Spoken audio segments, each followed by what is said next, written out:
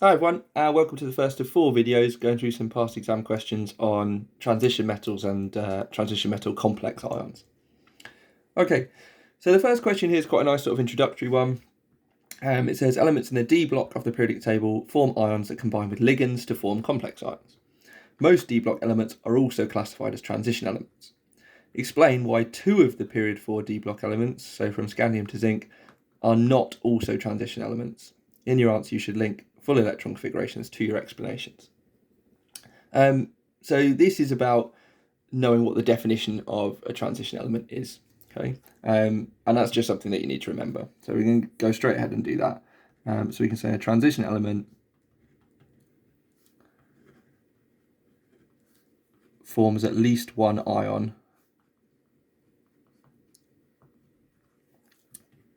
with a partially filled D subshell.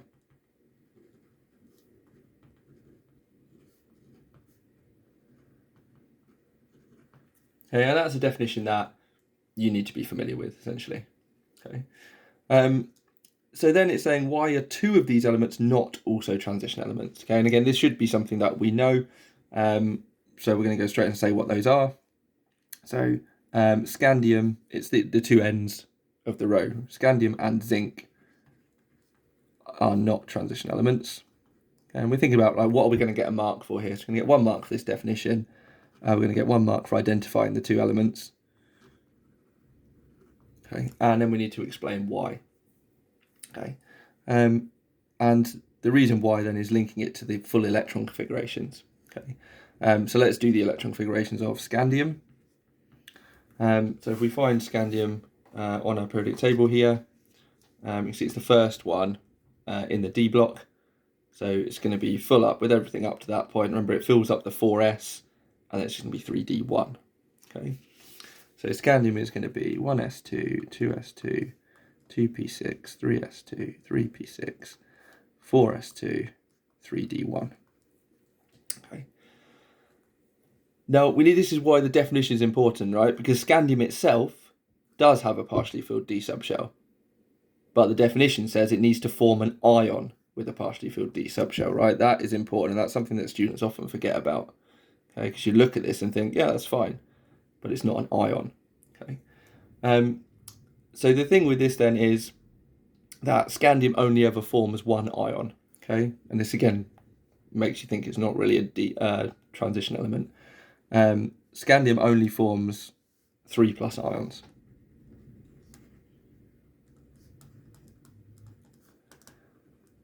And so if we then do the electron configuration of scandium 3+, we're going to lose 3 electrons from this, and you can see what's going to happen. We're going to lose, remember, we're going to lose the 2 4s electrons first, those empty out first, but then we're also going to lose the 3d electron.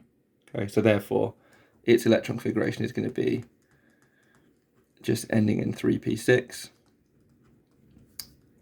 which has a completely empty D subshell.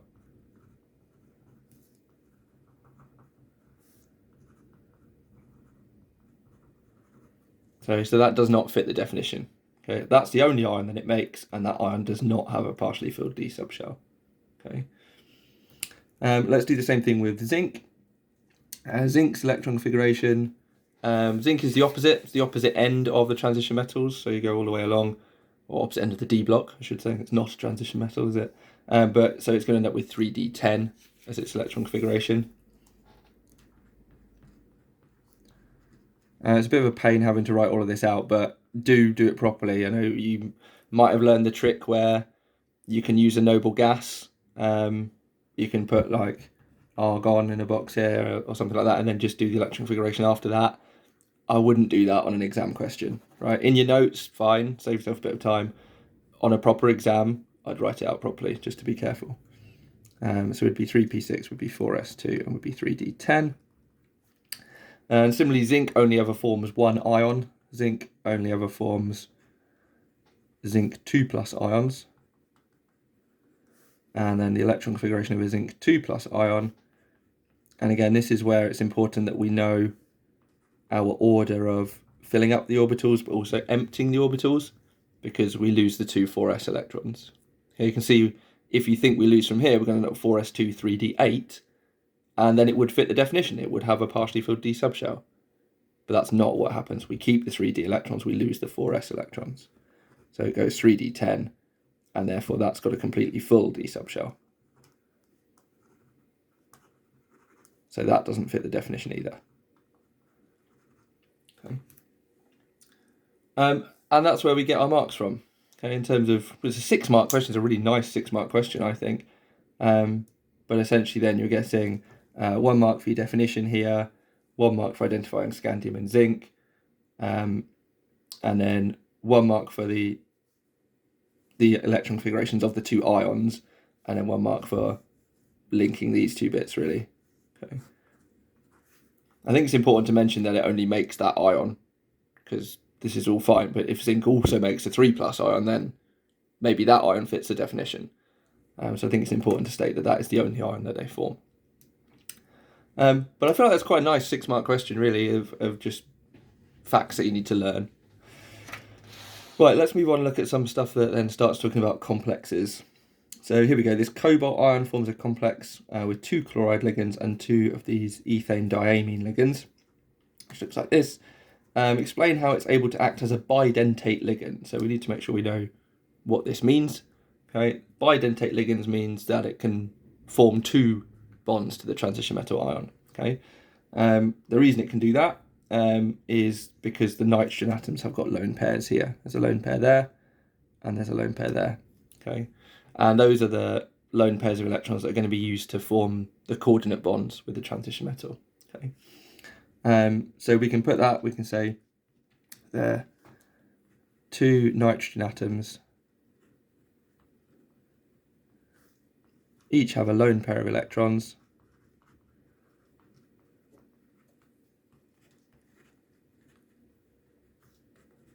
that can be used to form coordinate bonds.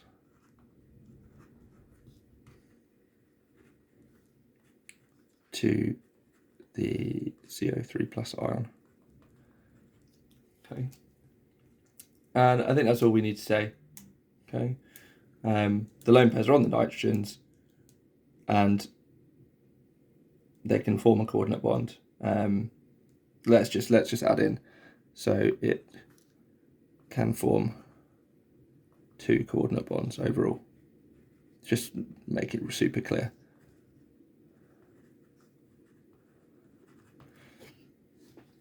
Okay, then it wants us to write the formula of this complex ion. Okay, so this is with this cobalt. So it's going to have our cobalt ion, not calcium. If I write it correctly, it would help. And it says we have 2 chloride ligands and 2 of this ligand. Okay, so let's have this ligand first, H2N. Just copy it from here, right? CH2, CH2, NH2. We're going to have that twice, and then 2 chloride ligands as well. That all needs to go in a bracket. Okay, and then we're going to have to work out what charge this is going to have. So this ligand, this ethane diamine, is a neutral ligand, so it's got no charge. The chloride will be a chloride ion, so that will have a negative charge. So we've got 2 minus charges here. And the cobalt was a 3+ ion, so therefore overall it's just going to have a charge of 1+. Okay. And then finally, what is the coordination number? Well, it's got 2 of this ligand, but that's a bidentate ligand, so it can form 2 bonds. So there's 2 coordinate bonds times 2, so that's 4 coordinate bonds, and then 1 each from the 2 chloride ligands, so there's 6 coordinate bonds. So its coordination number is going to be 6, and it'd have that octahedral geometry. Okay. If we carry on, this question continues. So it then says this complex ion, so the same complex ion that we're still talking about, has cis and trans stereoisomers. One of these stereoisomers also has an optical isomer. Draw 3D diagrams. Okay, so this follows on really nicely from what I was just saying, that it's going to be this octahedral geometry. Okay, so we need to be comfortable with that. So we can have our central transition metal, and I would always start with just drawing on where the bonds are going to be, and then I'll work out what ligands are going where later on. But the octahedral geometry always looks the same, right? You have 1 ligand at the top and 1 at the bottom. You have 2 ligands that are coming out of the plane of the paper towards you, so we represent them with these wedged bonds, and you have 2 ligands that are going away from you that you represent with the dash bonds. Okay, so we need to put on our 2 chloride ligands and our 2 ethane diamine ligands, and we want a cis and a trans isomer, one of which has an optical isomer as well. So perhaps the simplest one to draw is the trans. The trans isomer is the one where if we put the 2 chloride ligands on, where there's a 180-degree bond angle. Okay, and then our 2 ethane diamine ligands are going to go on in the gaps here. Okay, we're just going to copy this from the earlier page. So they're saying we can draw it like this, so let's draw it the same as they've drawn it here. Okay, so our 2 nitrogens, remember, are the ones that are going to be making the coordinate bonds. So my nitrogens are going to go on here and here. Okay, and this is going to be NH2, this is going to be NH2, and then we're going to have our 2 carbons in the middle. And let's have the same thing here. Let's write this backwards just to show the connectivity that we know it's bonding through the nitrogen. And we can put this on here. Okay, and then this whole thing would have a positive charge. Okay, and we said this is our trans isomer, isn't it? Because the 2 chlorines are at 180 degrees to each other. Okay, this question doesn't actually require you to identify, it just wants you to draw the stereoisomers, so we don't actually need to do that to label this as trans, but it's good practice. Usually, I'm just looking at the mark scheme here in the background, usually they often don't worry about having the brackets and the charge. Yeah, so it says in the mark scheme that you don't need the brackets or the charge. Okay, so again, it's good practice to get in the habit of drawing it properly, but if you left those out, you would still get the marks. Okay, so that's the trans isomer. If we want to then draw the cis isomer, how's that going to be different? Well, again, I would always start by just draw this octahedral geometry. Let's draw our cobalt. It's going to be 2 ligands there. There's going to be 2 with the dash bonds, and there's going to be 2 with the wedges. Okay. But now we're going to have to do this slightly differently. Let's leave one of the chloride ligands where it was and just move the other one. Okay. Instead of being at 180 degrees in the trans isomer, we want the chloride ligands now be at 90 degrees to each other. Okay, so I'm going to put my other chloride ligand here. Okay. That means my other ligands are going to go on here, and this one's going to stay the same.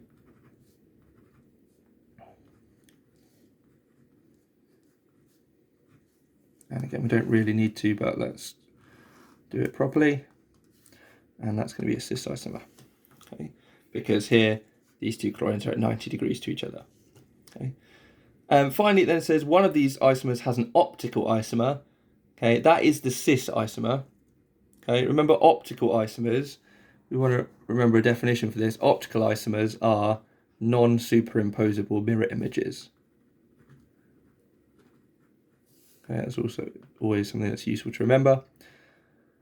And you can hopefully then see why it's going to be the cis isomer. If I do a mirror image of the trans isomer, because it's symmetrical, if I mirror it, it's going to be exactly the same molecule. Whereas if I mirror this cis isomer, that will be different. The 2 chlorines will be pointing in different places.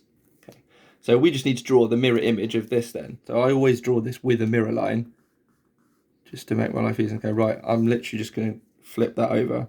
So everything's going to go in the kind of opposite places, if you like. But again, I'll start the same thing. Let's start with the cobalt in the middle and my octahedral geometry, and just work out what's going to go where. Okay, so the chlorine at the top is going to stay where it is. This chlorine was in the wedge to the right hand side, so in the mirror it now needs to be in the wedge to the left hand side. Okay, and then this bidentate ligand was on these 2 bonds, that's going to be here. Okay.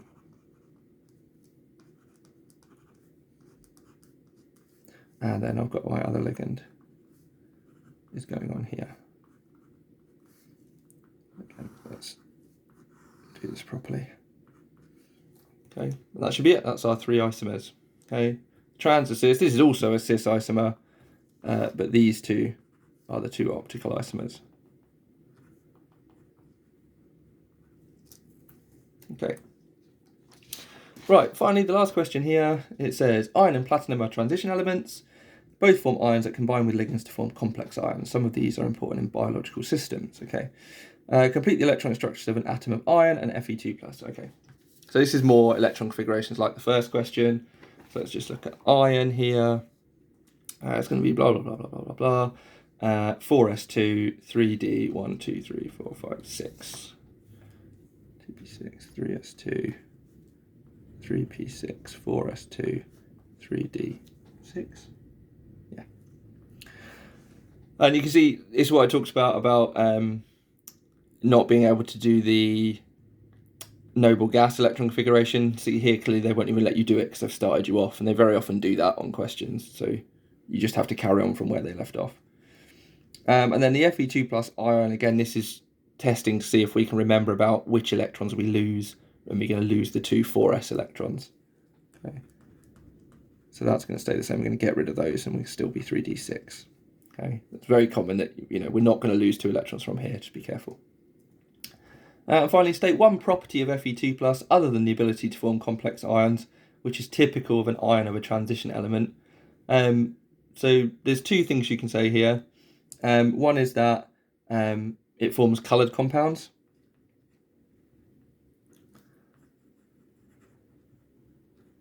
Whereas group 1 and group 2 always make white solids or colourless solutions. Or the other thing you can say is can be used as a catalyst. Okay, those are your typical properties of transition metals. Okay. The other one is obviously that transition metals can form ions with different oxidation states.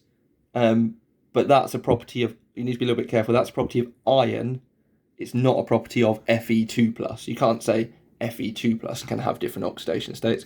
It's +2. So just be a little bit careful. Whereas compounds containing Fe2 plus would have a colour. Okay, they'd be green, if you remember. And it can be used as a catalyst. Okay.